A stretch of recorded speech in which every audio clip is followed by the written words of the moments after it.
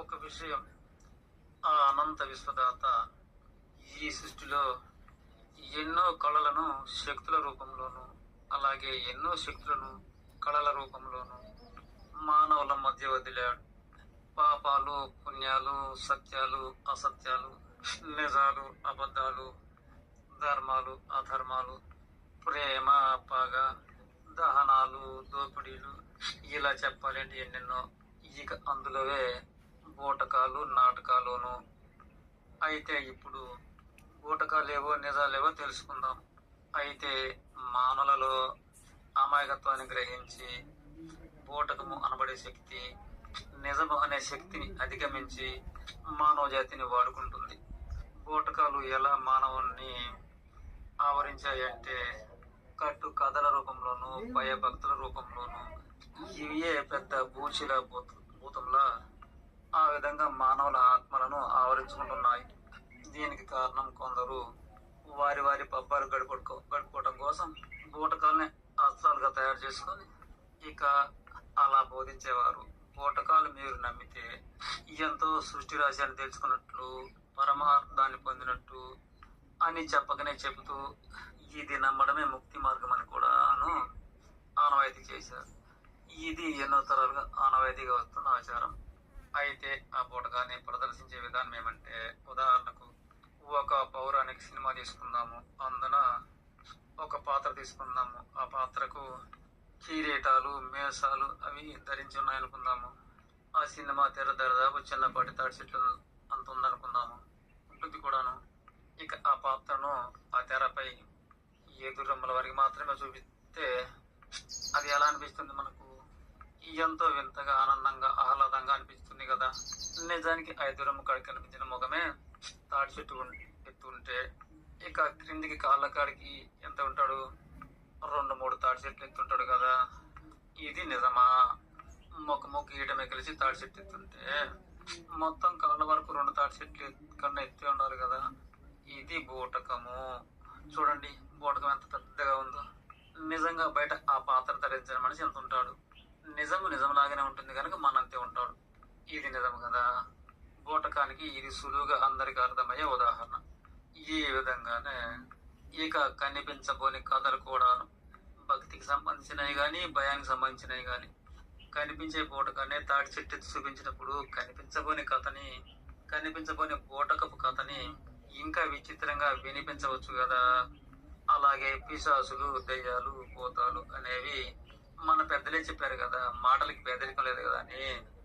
కనుకనే ఇక ఆ మాటలతో ఆ భూతాలు, ఆ పిశాసులు, ఆ దెయ్యాలు, కూరలు, ఒళ్ళంతా బొచ్చు, పెద్ద పెద్ద కళ్ళు, పెద్ద పెద్ద చేతులకి పెద్ద పెద్ద గోర్లు, పెద్ద నాలుక, పెద్ద ఎత్తు, పెద్ద లావు, పెద్ద కూని, ఇలా కథలుగా చెప్తుంటారు.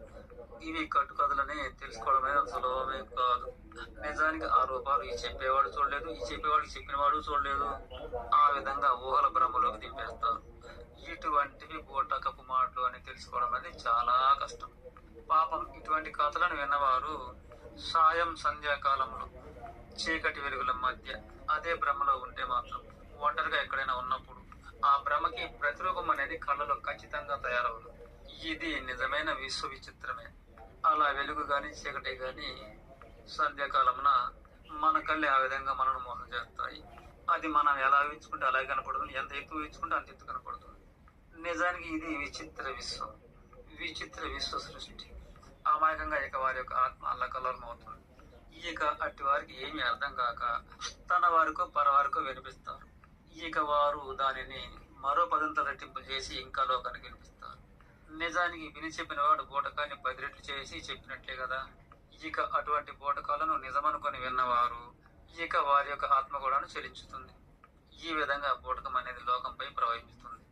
ఈ విధమైన వరద వెళ్ళు అనేది మానవాళిని అధోగతి పాలు చేస్తుంది. ఇక మన మానవాళిలో 1,00,000కో కోటికో ఒకరు ఇటువంటి బూటకాలు అనేవి మానవాళిని విచిత్రంగా ఆవరించి అధోగతి పాలు చేస్తుంటాయి. కనుక ఈ విధమైన అధోగతి నుండి తిరిగి మానవాళిని యథాస్థానానికి ఎలా తేవాలి అనే ప్రయత్నంతో ఇక అటువంటి వారు చాలా అనుభవంతో సృష్టితో పోరాడి ఈ విధంగా శక్తిని కోల్పోయిన వారిని యథాస్థానానికి ఎలా తేవాలి అనేది కొన్ని విచిత్ర తతంగాలు నేర్చుకుంటారు. నిజానికి అవి లోక కళ్యాణం కోసమే. వజ్రాన్ని వజ్రంతోనే కొయ్యాలని, బూటకాన్ని బూటకంతోనే తరిమేయాలని కొన్ని బూటక భూత వైద్యాలను ఆచరిస్తారు.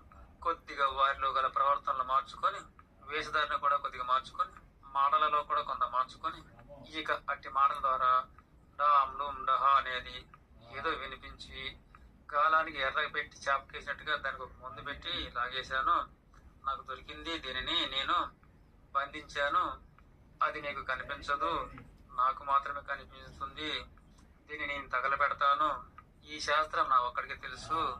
అలా ఏదో కాచి తతంగాలు చేయడం వలన ఇక అప్పుడు ఆ ఊర్లో గల అప్పేసాసిని నేను కాలబెట్టాను అని వారిని నమ్మించడం వల్ల ఇది కూడాను బూటకమే అయినా గ్రామానికి గొప్ప మేలు జరిగినట్టే కదా.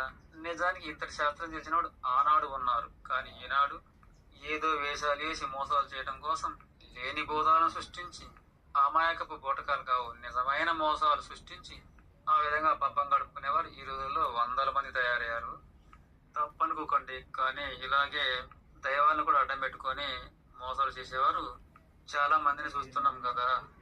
నిజానికి ఈ భయపెట్టే దయ్యాల కోసం, తిరిగి ధైర్యాన్ని పొందడం కోసమే దేవుళ్ళ ప్రస్తావన కొద్దిగా వాడుకోవచ్చు. కనుక ఏది ఏమైనా సరే మానవుడికి ముందుగా బూటక తంత్ర తతంగ కారడీలను వివరించి చెప్పగలిగిన వాడు ఉండాలి. అలాగే వీలైన వరకు బూటకాలేవో నిజాలేవో పరిశీలించుకోగలిగే పరిజ్ఞానం కూడా ప్రతి మనిషికి రావాలి.